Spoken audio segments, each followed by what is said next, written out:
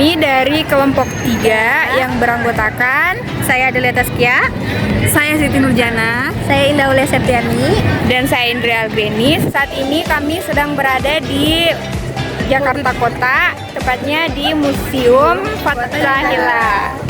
tempat ini bukan cuma keren loh buat foto-foto, tapi juga punya banyak cerita sejarah yang nyambung banget sama isu sosial budaya yang masih relevan sampai sekarang.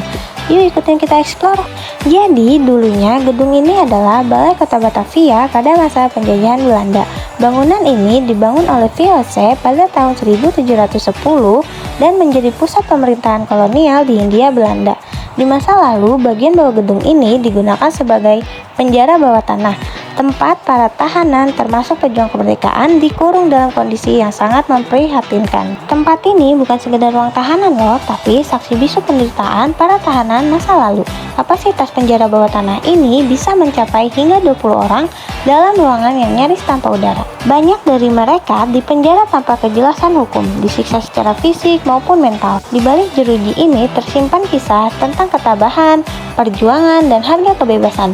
Kini ruang ini mungkin sunyi, tapi dinding-dindingnya masih menyimpan gema perjuangan yang tak boleh kita lupakan. Nah, di sebelah penjara pria ada sebuah ruangan yang tampak bisa dari luar namun menyimpan derita yang luar biasa. Tempat itu adalah penjara bawah tanah wanita. Sunyi, sempit, dan jauh dari layak untuk dihuni. Disinilah para perempuan tahanan ditahan. Mereka tinggal dalam kondisi yang jauh dari kata layak. Ventilasi nyaris tidak ada, cahaya hanya masuk melalui celah kecil di dinding, lantai tanahnya dingin dan basah menusuk hingga ke tulang. Di tempat inilah mereka harus bertahan dalam keterbatasan, ketakutan, dan ketidakpastian. Banyak dari mereka bukan hanya tahanan perang atau politik, tapi juga korban sistem yang kejam pada zamannya. Kita mungkin tidak bisa merasakan apa yang mereka alami, tapi melalui sisa-sisa ruang ini, kita bisa belajar tentang keteguhan hati dan kekuatan perempuan di tengah penderitaan. Salah satu isu besar saat itu adalah kerja paksa atau rodi. Rakyat dipaksa kerja tanpa bayaran buat bangun jalan atau gedung demi kepentingan penjajah. Kalau dipikir-pikir, sekarang pun masih ada ketidakadilan kayak gini dalam dunia kerja, walaupun bentuknya beda. Budaya lokal juga pelan-pelan berubah karena pengaruh asing. Banyak tradisi yang tergeser, bahkan sampai sekarang budaya luar kadang lebih populer dibanding budaya sendiri.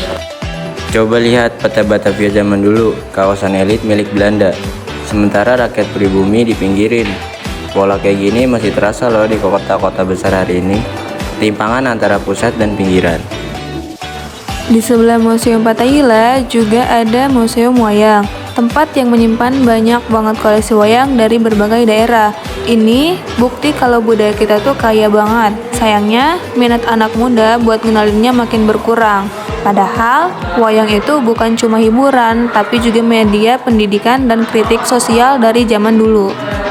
Ya nih guys, walaupun kita sudah merdeka, isu kayak ketimpangan sosial, hilangnya budaya lokal, dan ketidakadilan masih jadi PR besar buat generasi kita. Belajar sejarah itu bukan cuma hafalin tanggal, tapi buat mengerti perjuangan dan nilai-nilai keadilan. Biar kita tidak cuma jadi penonton, tapi juga bisa mengambil sikap. Bikin mikir ya, ternyata sejarah itu kayak cermin yang mengasih lihat kondisi hari ini. Itu dia perjalanan singkat kita di Museum Fathahillah. Seru banget bisa belajar sejarah sambil ngulik isu sosial budaya yang ternyata masih relevan sampai sekarang.